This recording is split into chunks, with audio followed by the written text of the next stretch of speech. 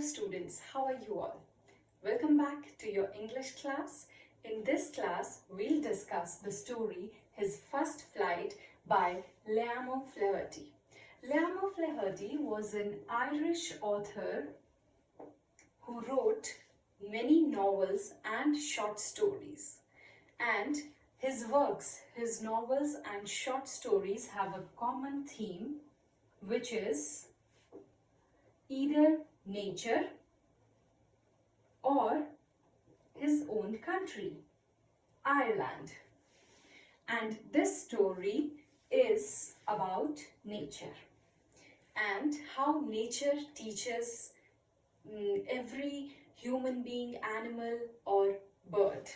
And this story is about, as you can guess it from the title itself, His First Flight is about a seagull and the first flight of a young seagull. Now, what is a seagull? Seagull is a seabird, and these seagulls are of different varieties and they are found all over the planet. So, coming to the story now, I'll summarize the story for you people, and in between we'll discuss the new words and phrases also.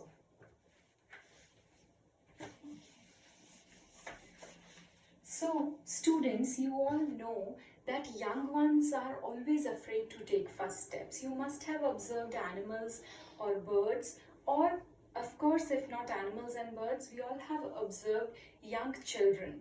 When they start crawling, and when they start walking, how they take their first step. Many of you have seen children younger than you taking their first step, how they are afraid, how they need some support, and how later on they confidently start walking.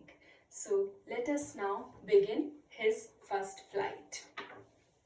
So in the very first page it is mentioned that Seagull was standing alone on his ledge, and his ledge, the meaning is given here. It is a narrow horizontal shelf projecting from a wall. So if this is a wall or a cliff, the shelf projecting from it is the ledge. So now Seagull was standing here. The young seagull was standing on the ledge, and his brother and sister had already flown away. Brother and sister had flown, but he was still in the process. He could not fly, and he was afraid. He felt certain that his wings would never support him. He was sure that I won't be able to fly. While his brother and sister, who had already flown, had shorter wings than his wings, but still they flew. And I would point out to the phrase here, he failed to muster up courage. Muster courage means to gather courage. He could not gather courage to fly. And so brother and sister had shorter wings, but they flew, but the young seagull could not muster courage. Now parents were worried, mother seagull and father seagull were worried about the young seagull, that how will he survive if he doesn't fly. This was not a good sign. So they wanted him to fly, and they took certain strategies to make him fly. So their first strategy mentioned here is they were calling in a very shrilly, in a very sharp, in a very loud voice to him, and they were upbraiding him. Upbraiding means scolding. They were scolding him loudly so that he could, if not on his own, he could gather courage from the scolding got from his parents. Now 24 hours were gone, and the young seagull could not make it to fly. And now the brother and sister, who had already flown, were enjoying their flight, and they were trying new things, and the parents were teaching them new techniques for the survival. It is mentioned here. I'll read out the line for you. The day before, all day long, he had watched his parents flying about with his brother and sister, perfecting them in the art of flight, teaching them how to skim the waves and how to dive for fish. So what is their food? Fish. So they used to dive for food, and the parents used to do it earlier for the young ones, but now they are teaching this brother and sister of the seagull who had already flown, they are teaching them to dive for catching the fish, and they are teaching them how to skim, how to move on the surface of the waves, how to move on the surface of the waves, how to be comfortable in water. So they are teaching the brother and sister of the seagull. So now now he is standing here, he could not fly, and he's waiting for someone to teach him or someone to get him some food. And now he saw that his brother caught a fish. It is written, he saw his brother catching a fish named, the name of the fish has been mentioned. His brother catches first herring. Herring is a kind of fish. So he caught his first fish. He's proud of catching his fish, and he's trying to eat it on his own. So everybody in the family, mother seagull, father seagull, they are raising a proud cackle.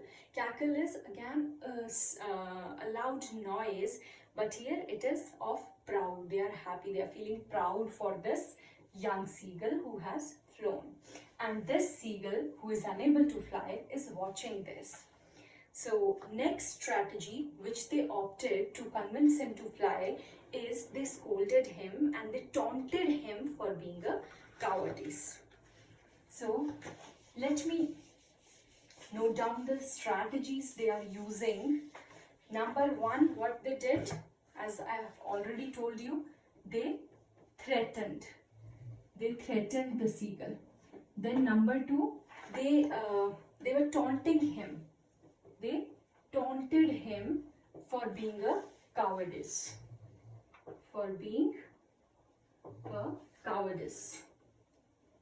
That they all told him that you are a coward, and that you are a coward, and for his cowardice they taunted him. First they scolded him, and then they taunted him for being a coward. Okay, now the sun was now ascending. Ascending is of course rising in the sky, blazing on his ledge, on the edge of the cliff where he is standing, that faced the south. Now try to understand this statement, children. The sun was ascending in the sky. So you're aware of the cardinal directions? West and east. Sun rises from the east. So sun is rising, and he says the ledge where he was standing was facing south. So now he is facing this heat. He's facing this heat here, and because he has not eaten anything for the last 24 hours, so now he is hungry also, and he cannot face this heat. So now he did something to get food on his not on his own, but he thought somebody would give me food. So what he did here, he went to the edge again, and he posed. He acted as if he felt asleep. He hid his one leg and he acted that as he felt asleep. But no one noticed him, neither his brother nor his sister, and not even his father. Nobody noticed him. He saw that his brother and sister were lying dozing. They had eaten, and now they are taking rest. They are relaxing, and the father was preening. The word preening here means to clean or maintain the wings, the feathers. So now he's preening his feathers. He's busy in himself. He's not looking at the young seagull. And mother was looking at him. No, mothers are always looking at you. So his mother was looking at him. And what did she do now? Now the third strategy she opted. The third strategy she opted was she tore a piece of fish that lay at her feet and then scraped each side of her beak on the rock. So she was continuously tearing a fish, and the young seagull was watching. He was hungry, and he wanted to have food, and he wanted his mother to come and feed her, but she did not. She was just tearing it, and she was scraping her beak to make it sharp, to wet it, to make it sharp. And now this very important sentence here: the sight of the food maddened him. Now the young seagull is maddened by the sight of food because he's hungry, he's desperate of hunger, and now he also wants food. He's remembering how he used to do it when his mother and father used to bring food for him, how he also used to tear the fish and scrap his beak. So now in his own language, he is begging for food. He's begging to his mother for some food. He's making noises saying ga ga ga ga cola. This is mentioned in the book. In his own language, he's begging for food to his mother. But the mother, what did she do? She so she screamed back derisively. Derisively is ridiculing. Derisively is in a mocking manner, is mocking or ridiculing at someone. Mother was mocking at him. Why are you not able to fly? Why aren't you taking it yourself? So this was the meaning of the cry of mother. So mother was ridiculing, but he again kept asking, kept begging in his own language, and he kept calling plaintively. The word plaintively means plaintively. It means sorrowfully. Plaintive is sad.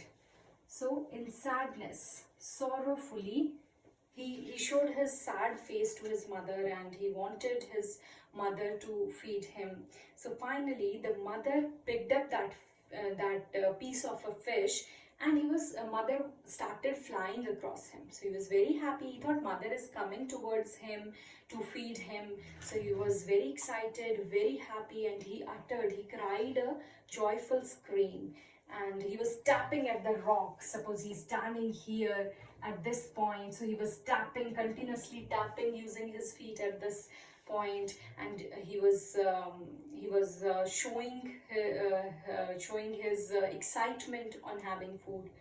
But now what happened? Third strategy, as I told you, was tearing fish in front of him, by which he was maddened by this sight. His hunger was increasing watching the food. So now again, one last trick which mother used here is she flew across. The young seagull thought the mother is coming towards him, but when she was near him, she stopped. She halted. Halted means she stopped. When she was opposite to him, she halted. So this was the final strategy which she used to make him fly. So finally, when he could not retain his hunger, and he was maddened by the sight of food, he dived at the fish. He was so excited to get that fish, he dived. He kind of jumped towards the fish, and with a loud scream, he thought he fell, and he could not get up. I'll read out the line for you. Then a monstrous terror seized him, and his heart stood still. So now he was afraid, his heart stood still. But it only lasted a minute. As I told you, डर के आगे जीत है. So it only lasted for a minute. He was afraid, he screamed, he thought he fell and now he would never get up. But it only lasted for a minute.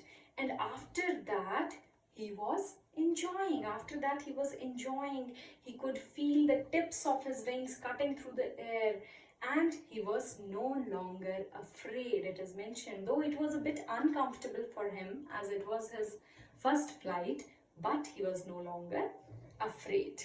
So now he was moving, the mother was moving around the young seagull, and she's making loud cries of joy. She's screaming joyfully, she's proud of the young seagull. And now the young seagull also answered joyfully in a joyful ga ga go go ga ga la. And these screams were of joy, they were of victory, and the mother is also happy and the young seagull is also happy. Then whole family joined them in this screaming, the father and the brother and the sister, and they were putting the pieces of fish in his mouth. Now after this, after some time, he completely forgot that he could not fly before some time. He was confident with his flight now. And then he saw that the other brother, sister and father, other members of the family, they landed on the green sea. But now again he was afraid. Again he thought he could never land on the sea, and if he tries to land, he would drown. But now again, when he wanted to fly again, when they settled in the sea, he wanted to fly because he was afraid. He thought he would drown, but he did not have much of energy. He was hungry, he was tired, and he was weak.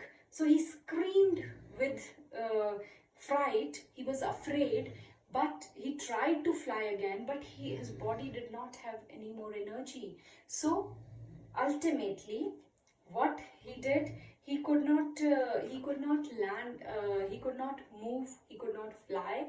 So he did what did he do? But he was tired and weak with hunger, and he could not rise, exhausted by the strange exercise. So earlier the brother and sister were beckoning to him. That means they were signaling him, they were calling him, they were waving him to come and settle with him. And why are they going to the sea? Because they want to catch the fish.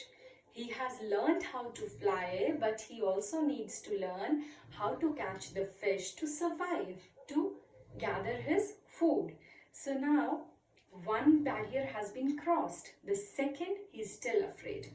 Now his feet sank into the green sea, then his belly touched it, and he sank no further.